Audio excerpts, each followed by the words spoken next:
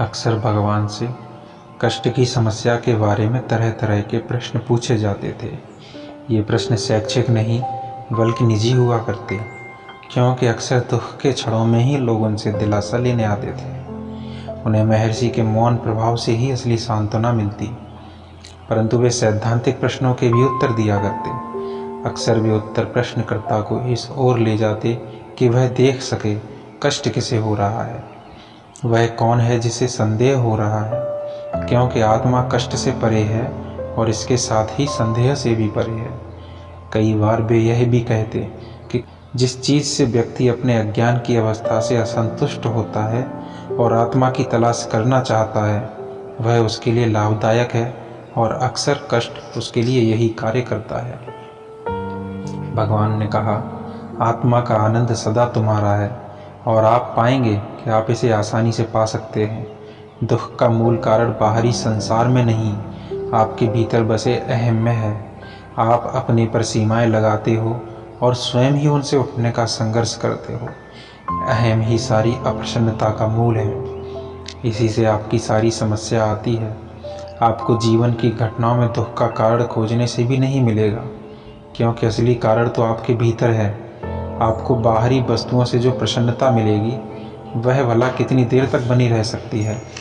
अगर आप अहम को नकार कर इसकी अपेक्षा करेंगे तो आप मुक्त हो सकेंगे। अगर इसे स्वीकार किया तो आप पर कई तरह की पाबंदियां लगाकर आपको उनसे ऊपर उठने के संघर्ष में उलझाकर रख देगा। इसी तरह चोर राजा जनक का विनाश करना चाहता था। आप जो हैं बस वही बने रहें। यही अपने भीतर बसे परमानंद को पाने का उपाय है, जो सदा से आपका रहा है। एक बहुत ही प्रिय और सरल भक्त ने अपने इकलौते पुत्र को खो दिया। उसका बच्चा 3 वर्ष का था। अगले दिन वह अपने परिवार के साथ आश्रम में आया। भगवान ने कहा कि मन का प्रशिक्षण दुखों से उबरने का साहस और धैर्य देता है, परंतु इकलौती संतान को खोने से बड़ा दुख कुछ नहीं हो सकता। यह दुख तब तक रहता है जब तक कोई एक ठोस आकार रखता है। अगर वह स्वयं को उससे परे देख सके तो उसे पता चल जाता है कि आत्मा शाश्वत है, वह कभी नहीं मरती। ना तो जन्म है और ना ही कोई मृत्यु, केवल शरीर का जन्म हुआ और वह अहम की रचना है। अहम को शरीर के बिना नहीं जाना जा सकता, इसलिए उसकी पहचान शरीर से जोड़ी जाती है। केवल विचार ही महत्व रखता है। जब व्यक्ति को गंभीरता से विचार करने दें कि क्या वह गहरी नींद में अपने शरीर को जानता है, तब वह उसे जागी हुई अवस्था में क्यों महसूस करता है। नींद में शरीर का भान नहीं था, तब क्या आत्मा का अस्तित्व नहीं था। गहरी नींद में उसकी अवस्था क्या थी और इस जागी हुई अवस्था में वह कैसा है, इसमें क्या अंतर है। अहम उठता है और वही जागृति है। इसके साथ ही विचार पैदा होता है। अभी यह पता करें कि ये विचार किसे आते हैं और ये कहाँ से आते हैं। ये सजग आत्मा से ही आ रहे होंगे। इस पर अहम से छुटकारा पाने में मदद मिलती है। एक अनंत अस्तित्व का बोध हो पाता है। उस अवस्था में कोई व्यक्ति नहीं बल्कि शाश्वत जीव है। इस तरह दुख या मृत्यु का विचार नहीं रहता। अगर एक इंसान को लगता है कि उसका जन्म हुआ है, तो वह मृत्यु के भय से बच नहीं सकता। उसे यह बात पता करने दें कि क्या कभी उसका जन्म हुआ था या कभी आत्मा का जन्म होता है। उसे पता चलेगा कि आत्मा का अस्तित्व सदा होता है और शरीर ही जन्म लेकर विचार में मग्न होता है। विचार का पैदा होना ही सारे उत्पात की जड़ है। यह पता करो कि ये विचार कहाँ से पैदा हो रहे हैं, और तब आप सदा बनी रहने वाली आत्मा में स्थिर होकर जन्म के विचार व मृत्यु के भय से मुक्त हो सकोगे। एक भक्त प्रश्न करता है, यदि हमारे किसी प्रिय की मौत हो जाए तो मन में शोक होता है। क्या हमें सबको एक समान भाव से प्रेम करना चाहिए या किसी को प्रेम नहीं करना चाहिए, ताकि इस शोक से बचा जा सके। भगवान उत्तर देते हैं, यदि हमारे किसी प्रियजन की मृत्यु होती है तो जीवित रहने वाले को बहुत शोक होता है। शोक से छुटकारा पाने का उपाय यह नहीं कि आप जीना ही छोड़ दें। जब आप शोक करने वाले को ही मार देंगे तो शोक करने के लिए कौन रहेगा। अहम को मरना ही चाहिए, यही एकमात्र उपाय है। आपने जो विकल्प दिए हैं वे लगभग एक ही हैं। जब सभी एक आत्मा में लीन हों तो किसे प्रेम करें और किससे घृणा की जाए। कई बार प्रश्न अनौपचारिक होते हैं जिनमें किसी निजी त्रासदी के बारे में बात नहीं होती थी। इसमें अक्सर संसार के दुख व कष्टों पर चर्चा होती। ऐसे मामलों में सवाल भी उन लोगों की ओर से आते थे जो अद्वैत के सिद्धांत को नहीं जानते थे या जिन्हें आत्मानुसंधान के पथ पर चलना नहीं आता था। एक आगंतुक प्रश्न करता है, संसार में कई तरह की महामारियों और रोगों ने आतंक फैला रखा है, इनके पीछे क्या कारण हो सकता है? भगवान कहते हैं, यह सब किसे दिखाई देता है? आगंतुक कहता है, ऐसा कहने से बात नहीं बनेगी, मुझे तो अपने चारों ओर कष्ट दिखता है। भगवान उत्तर देते हैं, आप नींद के दौरान संसार और इसके कष्ट के प्रति सजग नहीं थे, परंतु आप अपनी जागृत अवस्था में ऐसा महसूस कर रहे हैं। उसी अवस्था में रहें जिसमें ये बातें आपको प्रभावित नहीं करती। जब आप संसार के प्रति सजग नहीं होंगे, यानी जब आप अपनी आत्मा की तरह निद्रालीन रहेंगे, तो ये कष्ट आपको प्रभावित नहीं करेंगे। इस तरह मन को भीतर की ओर मोड़ें और आत्मा को खोजें। इस प्रकार संसार और इसके कष्ट दोनों का ही अंत होगा। आगंतुक कहता है, परंतु यह तो स्वार्थ होगा। भगवान कहते हैं, यह संसार आपसे कहीं बाहर नहीं है, आपने स्वयं को शरीर से जोड़ रखा है। आप जगत को अपने से बाहर देखते हैं, इसीलिए आपको कष्ट प्रत्यक्ष दिखते हैं, परंतु ये संसार और इसके कष्ट असली नहीं है, ये सत्य नहीं है। उस सत्य को जानो और असत्य भावनाओं से छुटकारा पालो। आगंतुक ने कहा, अनेक महापुरुष और संत संसार में मौजूद हैं, क्या वे संसार के कष्टों को दूर नहीं कर सकते? भगवान उत्तर देते हैं, ऐसा इसलिए है क्योंकि वे अहम पर आधारित हैं। यदि वे आत्मलीन होते तो यह एक अलग बात होती। आगंतुक कहता है, महात्मा मदद क्यों नहीं करते?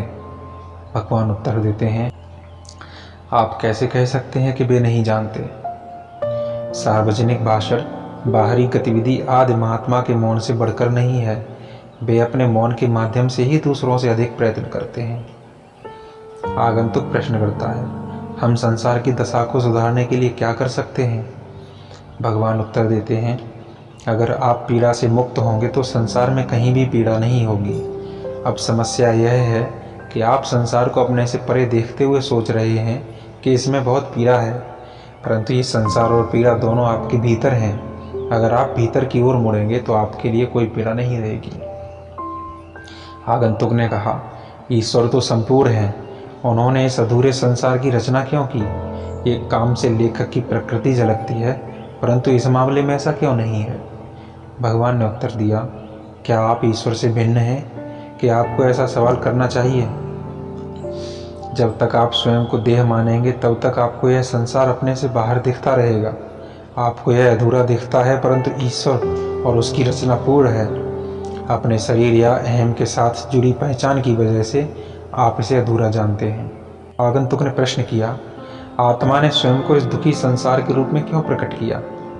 भगवान उत्तर देते हैं, ऐसा इसलिए हुआ ताकि आप इसे देख सकें। आपकी आंखें स्वयं को नहीं देख सकती, परंतु अगर आप उनके आगे एक शीशा रख दें तो वे स्वयं को भी देख सकती हैं। सृष्टि एक दर्पण है, पहले स्वयं को देखें, तब आप शेष जगत को आत्मा के तौर पर देख सकेंगे। आगंतुक कहता है, तो क्या मुझे हमेशा पूरी तरह से अपने भीतर की ओर देखना चाहिए? भगवान कहते हैं, जी हाँ। आगंतुक ने कहा, क्या मुझे संसार को बिल्कुल नहीं देखना चाहिए? भगवान कहते हैं, आपको संसार की ओर से आंखें बंद करने को नहीं कहा जा रहा है। आपको पहले स्वयं को आत्मा के तौर पर देखना है और फिर इस सारे संसार को आत्मा के तौर पर देखना है।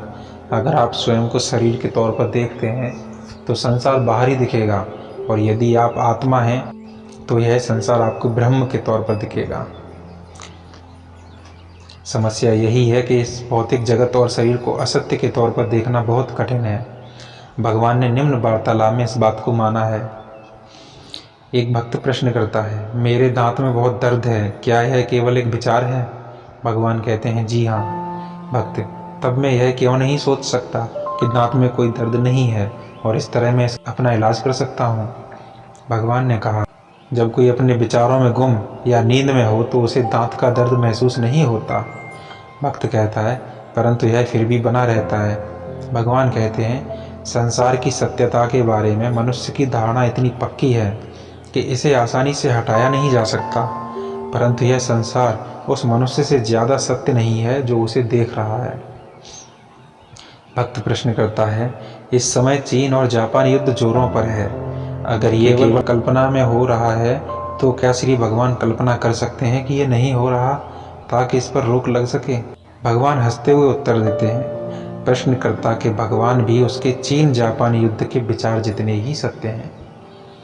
अंततः एक कथन जो दर्शाता है कि कई बार श्री भगवान पीड़ा या कष्ट को भी अहम के जीवन के लिए जरूरी बताते थे। वे कहते थे कि कष्ट भी मनुष्य को आत्म साक्षात्कार के लिए प्रेरित करता है। एक भक्त प्रश्न करता है, परंतु ये कष्ट होना ही क्यों चाहिए? तो भगवान कहते हैं, अगर कष्ट ना होता तो प्रसन्न होने की इच्छा कैसे पैदा होती? अगर यह इच्छा पैदा न होती तो आत्मा के प्रति जिज्ञासा कैसे उठती? भक्त कहता है, तो क्या ये सारा कष्ट अच्छा है? भगवान कहते हैं, जी हाँ। प्रसन्नता क्या है? क्या स्वस्थ सुंदर शरीर, नियमित भोजन आदि को प्रसन्नता कहा जाएगा? भले ही एक सम्राट की अच्छी सेहत हो, पर उसे भी अंतहीन समस्याओं ने घेरा हुआ होता है। ये सारे कष्ट केवल एक ही वजह से हैं कि मैं एक शरीर हूँ। इससे मुक्ति पाना ही ज्ञान है।